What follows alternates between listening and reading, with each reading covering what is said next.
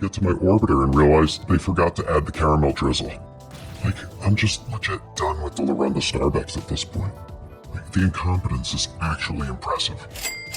What's the difference between Wisp and Hydroid? One is a podal, the other is a puddle. Also, next hot tub stream when... OMG guys, be nice. Wisp has a disability. That was pretty funny though.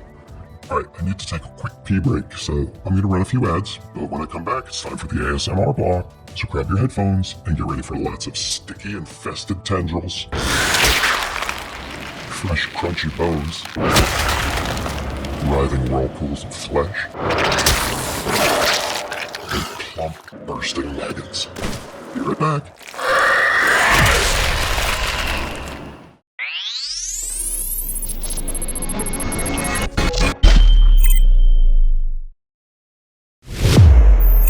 Quat Tangent Wan, my people, and welcome to the Hardcore Endgame build guide for Nidus.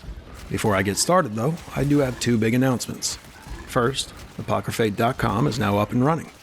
You'll find links to all of my build videos there, as well as links to builds for warframes and weapons I've posted on Overframe, including many I haven't had a chance to create a video for yet. Second, I've decided to start streaming on Twitch. My first broadcast will be Wednesday, September 22nd, from 10 a.m. to 2 p.m. Eastern Standard Time. And even though I can't compete with the spicy content on Nidus Live, I will be playing with viewers, answering questions, and giving away some in-game goodies. You can head over to twitch.tv/apocryphate if you want to follow the channel now and be notified when I go live. But enough about me. Let's talk Nidus and his build requirements. All of his parts can be acquired via the associated Void Relics. Oh wow, it makes me all warm and fuzzy inside being able to finally say that. You'll need an Orokin reactor, of course, and my build uses 4 total forma, one of which is Umbral. The arcanes I use are extremely helpful, but there are a few other good options, and though I'm using a Helminth swap, it's not essential to making the build work. When I look over Nidus' base kit, I'm struck by the synergy of it all. Along with his impeccable sound design, this is a major reason why he's one of my 3 personal favorites. I also have a soft spot for the heartbreaking quest storyline that leads to his blueprint. Why are you crying? I'm not crying, I'm just allergic to vinyl furnishings. Same, Elliot.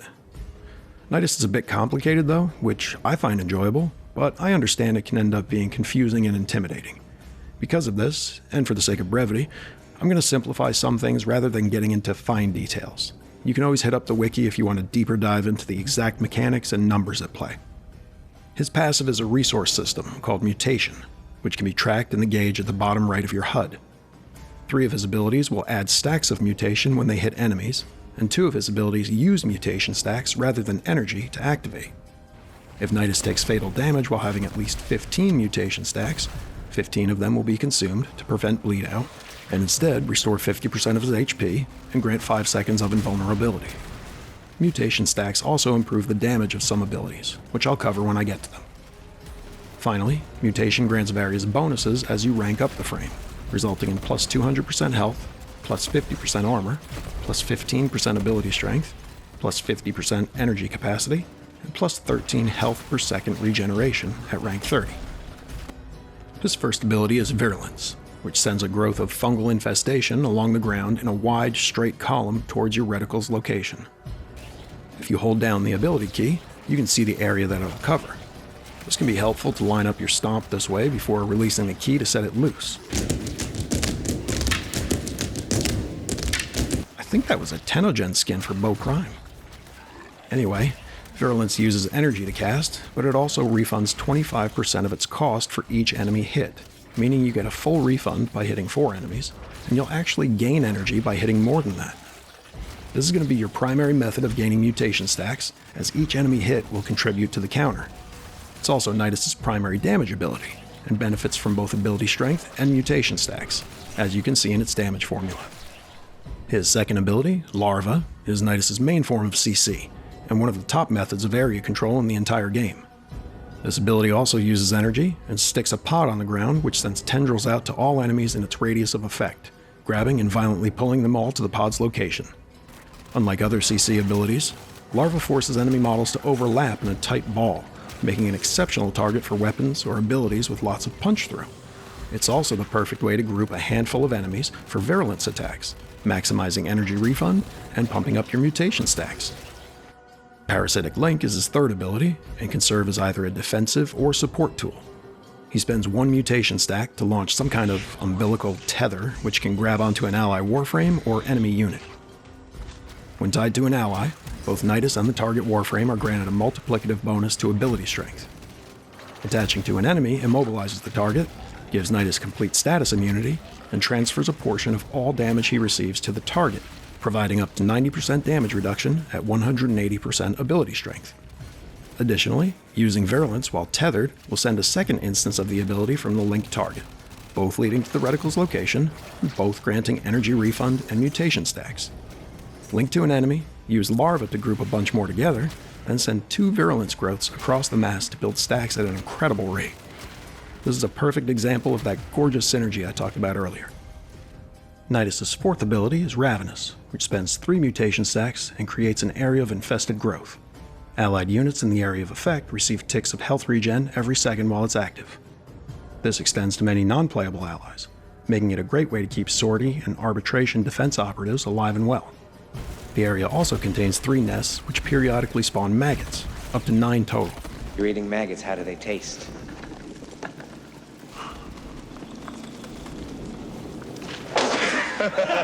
I don't recommend using these maggots in your vampire click hazing pranks. Instead, just let them seek out and attach to enemies. Not only will they draw aggro, but they'll also continually stun the enemy and deal minor toxin damage each second they're attached. When a maggot or its host dies, it explodes, dealing blast damage to nearby enemies and contributing to the mutation count. Now, because I'm a sucker for massive AoE armor strip in my Warframe kit, I replace Ravenous with Ember's Fire Blast.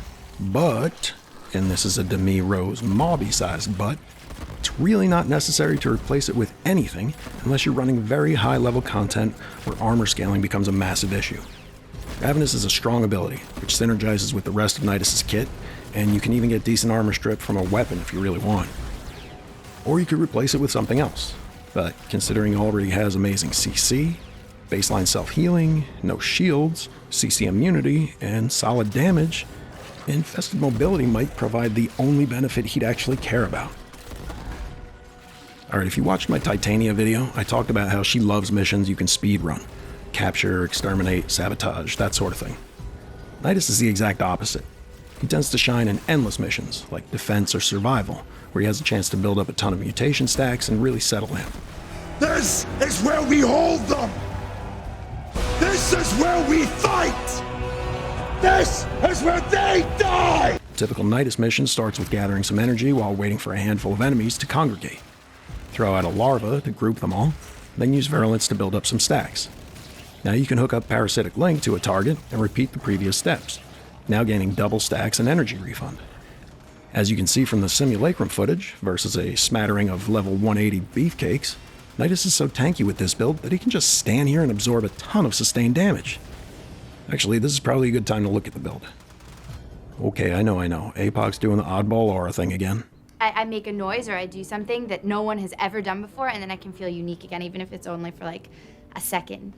Okay, very funny. I happen to think that Swift Momentum is a solid aura if you plan on using a heavy attack melee, but the truth is that it kind of doesn't matter what you do with the aura slot. Steel Charge matches with Nidus Prime's native polarity and gives enough bonus capacity that you can save a forma. Growing Power also has a polarity match and can provide a nice bump in ability strength. Deadeye and all the weapon class amps are all Matter Eye as well, and if you want to slap an aura form on Nidus, you can start adding some utility from auras like Enemy Radar, Sprint Boost, Rejuvenation, or Energy Siphon. I get to do whatever I want. However I want. Whenever I want it. Basically, yeah, find something to juice your caboose and go nuts. All that tankiness you saw earlier is coming from a few different places. The 2 Umbral mods, Vitality and Fiber, boost each other through the set bonus and create a huge health pool with tons of armor. With this armor alone, we're getting just over 77% damage reduction. On top of that though, Blind Rage raises power strength enough so that being tethered to an enemy via Parasitic Link provides another 90% damage reduction.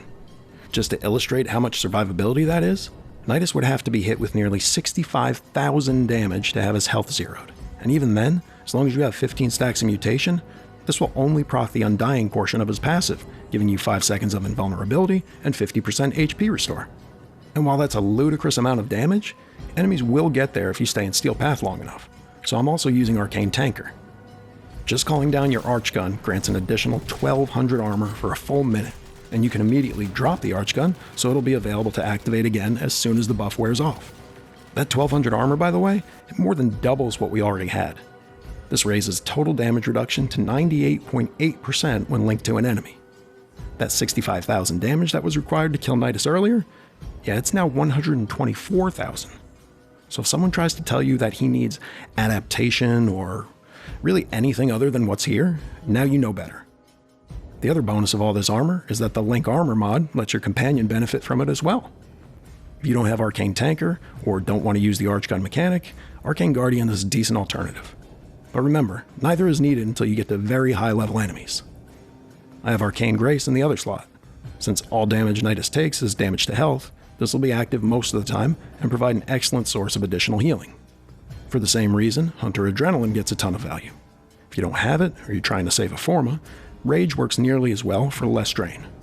Primed Flow is the final piece of the energy management puzzle, and allows for plenty of wiggle room should you run into any of those super fun enemies that drain your energy. Why are you so freakishly annoying? Stretch and Cunning Drift let us cover a decent area, which all of these abilities benefit from. Prime Continuity gives us 10 seconds of larva time to work with, and makes Parasitic Link last for a minute and a half. If you find this to be overkill for your needs, it can be replaced with Augur Reach for even more range. And finally, I'm using the augment for Nidus' passive, which allows mutation stacking to 300 rather than the standard 100, but gives Undying a 30-second cooldown. The extra mutation stacks add a ton of damage to virulence, and I have no issues dealing with the cooldown when Undying is procced. The 5 seconds of invulnerability is more than enough time to jump into Operator, get into Void mode, and find a safe space to wait it out. They're coming in here, aren't they? No, they can't. I told you they can't get in here. And that's it. Yeah, I appreciate you taking time out of your Operation Plaguestar farming routine to check out the build.